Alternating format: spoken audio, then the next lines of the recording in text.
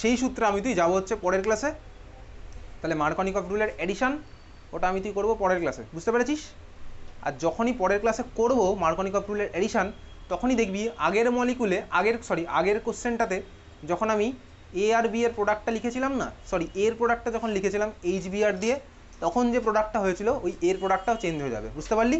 তাহলে আজকের ক্লাসে ঠিক কিছুক্ষণ আগেই যে এ প্রোডাক্টটা লিখেছিলাম, এ প্রোডাক্টটা আমার চেঞ্জ হবে।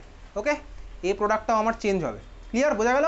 তাহলে কিন্তু বলে রাখছে এ প্রোডাক্টটা আমার চেঞ্জ হবে, কিন্তু কিছুক্ষণ যেটা করেছিলাম পরের ক্লাসে যতক্ষণ না পড়ছি ততক্ষণ আমার তো ওটা চেঞ্জ হবে না, বোঝা গেছে? তাহলে এ প্রোডাক্টটা লিখেছি, কেটে দেয় ওটা, এ প্রোডাক্টটা কাট,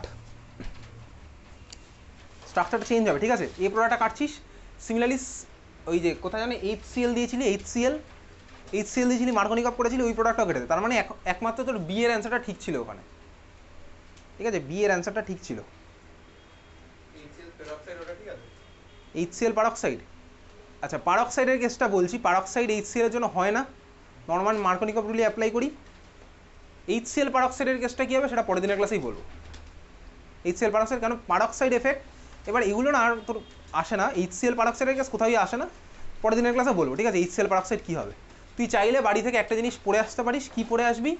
ক্লাস 11-এর বই খুলবি, সবাইকেই বলছি, ঠিক আছে? ক্লাস 11-এর বই খুলে অর্গ্যানিকের রিয়াকশানের মধ্যে হ্যালোঅ্যালকেন চ্যাপ্টার নয়, ক্লাস 11-এ ছিল অ্যালকেন চ্যাপ্টার, অ্যালকেনের রিয়াকশান খুলবি, অ্যালকিনের রিয়াকশানের মধ্যে খুলবি হচ্ছে পারক্সাইড এফেক্ট বা খারাস এফেক্ট, ঠিক আছে? খুলে একবার পড়ে আসবি পরের দিন, ওকে? আর ওখানেই মার্কনিকভের ওই জিনিসটা আছে, স্বাভাবিকভাবে ওটা একবার দেখে আসলে তুই মেকানিজম বুঝে যাবি। পরের দিন আমরা মেকানিজম দিয়ে স্টার্ট করবো, ঠিক আছে? আর পরের সোমবার কিন্তু পরীক্ষা আছে, পরীক্ষার সিলেবাসটা জানিস। অ্যালকেন আজকে যা যা হয়েছে সেই পার্টটা থাকবে, আর থাকবে হচ্ছে সলিউশন, ওকে? চল তাহলে দেখা হচ্ছে আমাদের সোমবার।